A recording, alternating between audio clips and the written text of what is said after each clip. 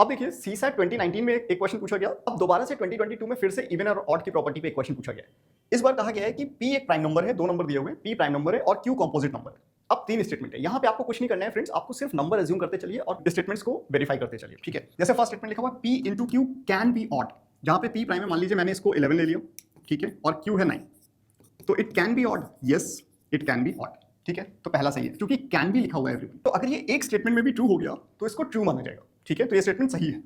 उसके बाद लिखा हुआ है Q by P can be a prime number, Q को मैं 6 ले लेता हूं, ठीक है, और P को 2 ले लेता हूं, तो 6 बाई 2 is equal to 3, it is a prime number, yes it is a prime number. So question again कह रहा है कि can be a prime number, ठीक है, तो ये सही है।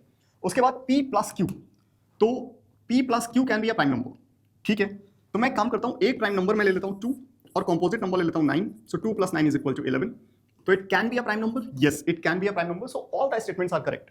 तो देखिए एवरीवन, यहाँ पे क्या हुआ कि आपको तीन स्टेटमेंट सॉल्व करने के लिए 3 बार आपको अजम्पशन लेना पड़ा, ठीक है। तो एक्चुअली आपको ना बहुत स्मार्ट होना पड़ेगा नंबर एज्यूम करने में, ठीक है, आपको पता होना चाहिए कि किस टाइप के नंबर एज्यूम किए जाएं कि ये स्टेटमेंट आपका वैलिडेट हो सके। इसके बाद 23 में फिर से ऐसा ही पूछा गया। 23 में उन्होंने कहा कि P एक प्राइम नंबर है और C एक कंपोजिट नंबर है, ठीक है, और अगेन कैन बी, तो ठीक है, आप वैल्यू एज्यूम करिए और स्टेटमेंट्स को वैलिडेट करते चलिए, बस केस बाय केस, ठीक है। तो मैंने क्या किया, मैंने प्राइम नंबर को ले लिया 11 और कंपोजिट नंबर को ले लिया 9, so P plus C divided by P minus C, so P plus C divided by P minus C, so this is what, this is 20 by 2, 20 by 2 क्या होता है, 10 होता है, ठीक है, so it can be even, yes it is correct, it can be even, ठीक है, सही है। दूसरे पे आइए, 2P plus C, 2P, तो 2 into 11 plus C, so this is 22 plus 9, this is 31, so 2P plus C can be odd, correct है। P into C, 11 into 9, 11 into 9 is 99, this is also odd, ठीक है, can be। आप देख रहे हैं last question और ये question exactly similar है, सिर्फ वैल्यू अज्यूम करते चलिए और सॉल्व करते चलिए, ठीक है।